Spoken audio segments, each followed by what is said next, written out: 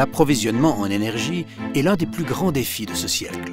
Partout dans le monde, des scientifiques et des ingénieurs développent des solutions innovantes pour assurer notre qualité de vie dans le futur. Jet est situé près d'Oxford, une ville riche en histoire, en architecture et bien connue pour son université, pour son excellence dans les sciences et les technologies.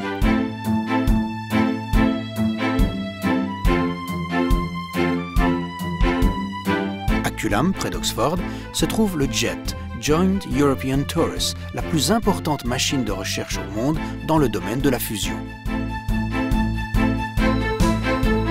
Cette expérience est une étape essentielle dans le développement de la fusion comme source d'énergie.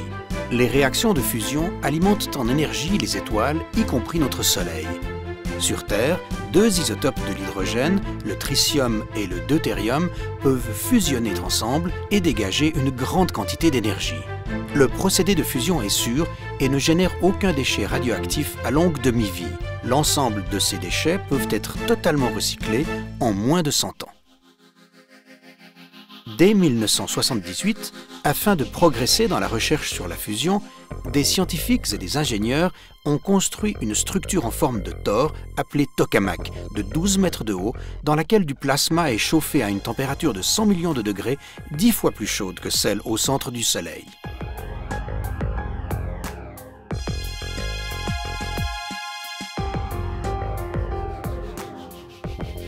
Le jet est conçu pour pouvoir s'adapter en fonction des résultats des recherches en cours. Par exemple, le tungstène absorbe moins de gaz que le carbone et pourrait être le matériau qui sera choisi dans un réacteur pour être en contact avec le plasma. Mais encore faut-il le prouver.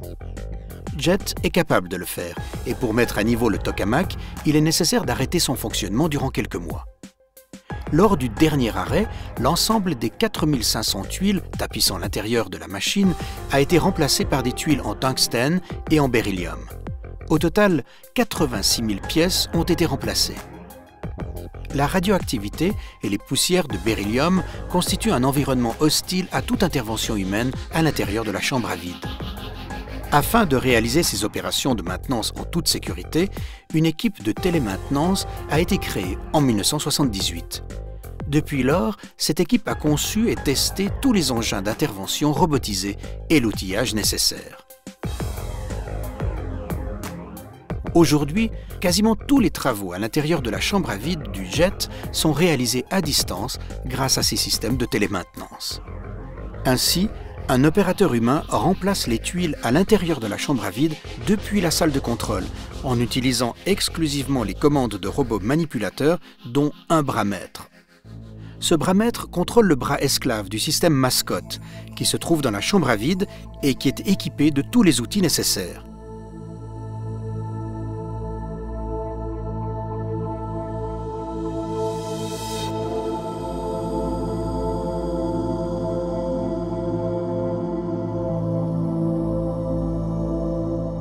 Le mascotte va dupliquer avec précision tous les mouvements que l'opérateur réalise.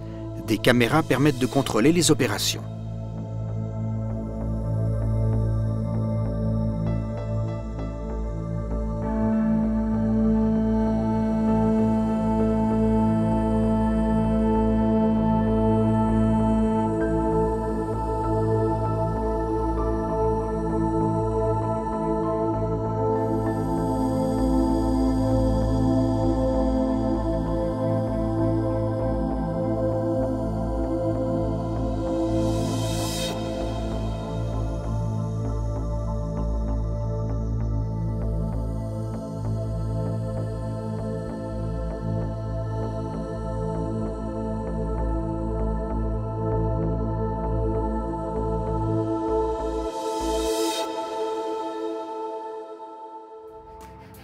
Pour assurer le succès de cette intervention, l'équipe de télémaintenance a commencé par planifier toutes les opérations nécessaires 2 ans à l'avance. Chaque tâche a été étudiée dans ses moindres détails et les procédures détaillées ont été définies, comme par exemple positionner une tuile, serrer un boulon ou dévisser une vis. Pendant cet arrêt, les techniciens et ingénieurs de l'équipe de télémanipulation ont travaillé sans interruption 7 jours par semaine et 20 heures par jour. Les opérateurs ont besoin d'une formation très spécialisée pour être capables de contrôler les robots télémanipulateurs sans endommager la machine. C'est pourquoi un simulateur est utilisé régulièrement pour former les nouveaux techniciens au sein de l'équipe actuelle. La formation des futurs opérateurs comprend diverses activités. Les nouveaux venus utilisent d'abord des outils de simulation virtuelle. Les tâches les plus délicates sont ensuite réalisées en maquette en utilisant les mêmes systèmes qui seront utilisés dans la chambre à vide. Cette maquette représente les 3/4 de l'environnement toroïdal de la chambre à vide et permet de simuler toutes les procédures de télémanipulation en utilisant des prototypes des pièces et des composants qui doivent être assemblés. Il est essentiel de maîtriser toutes les technologies utiles pour la télémanipulation afin d'assurer le succès des prochaines étapes de la recherche sur la fusion.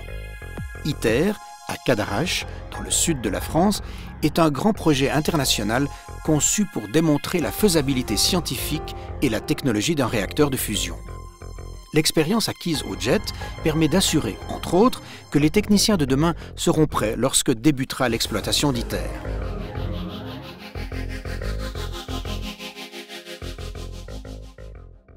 L'exécution d'opérations de télémanipulation est aujourd'hui monnaie courante au JET et fournit une aide précieuse aux ingénieurs européens chargés de développement des engins de télémanipulation pour ITER. À Tampere, en Finlande, situé à 120 km au nord-ouest d'Helsinki, VTT est l'un des centres d'excellence européens dans ce domaine.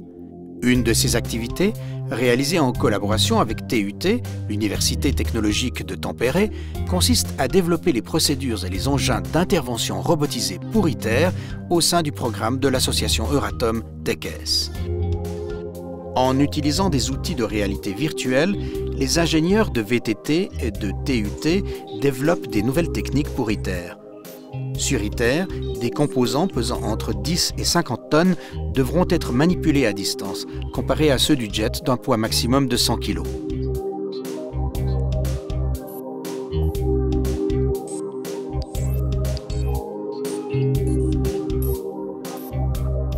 La plateforme d'essai du diverteur, appelée DTP2, constitue une étape nécessaire dans le développement des engins de télémaintenance qui seront utilisés pour le remplacement du diverteur d'ITER.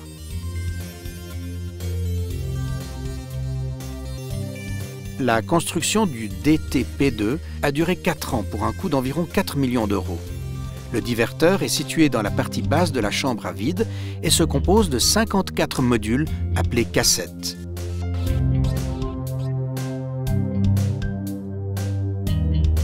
La maquette DTP2 est à l'échelle 1, c'est-à-dire qu'elle représente un modèle de diverteur d'ITER en grandeur nature.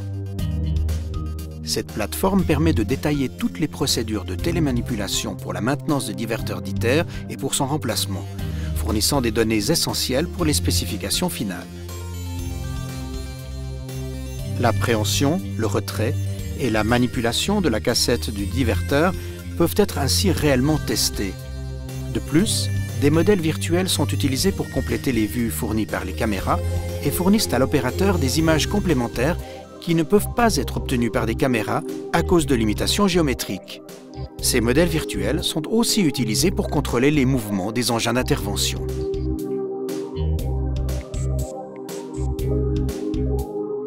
La cassette du diverteur est un lourd composant métallique de plus de 10 tonnes. Suite aux réactions de fusion, le diverteur devient radioactif et doit être entretenu par télémaintenance.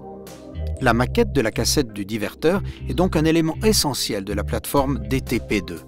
Le transporteur multifonctionnel de la cassette du diverteur peut agripper et soulever une cassette grâce à son effecteur et la manipuler à l'intérieur du tore. Un bras manipulateur monté sur ce transport permet de verrouiller et de déverrouiller la cassette de ses supports.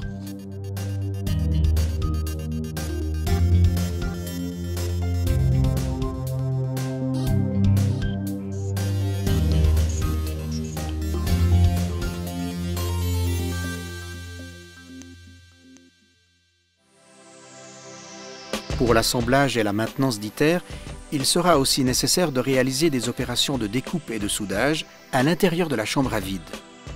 À l'Université de technologie de Lappeenranta, un robot a été conçu pour exécuter ces opérations.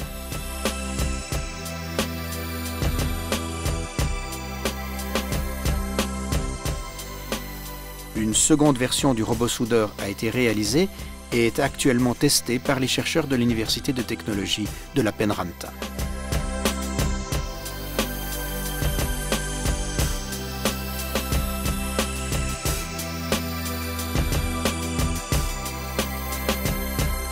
Vous voyez ici la première version du robot Cooper lors des essais.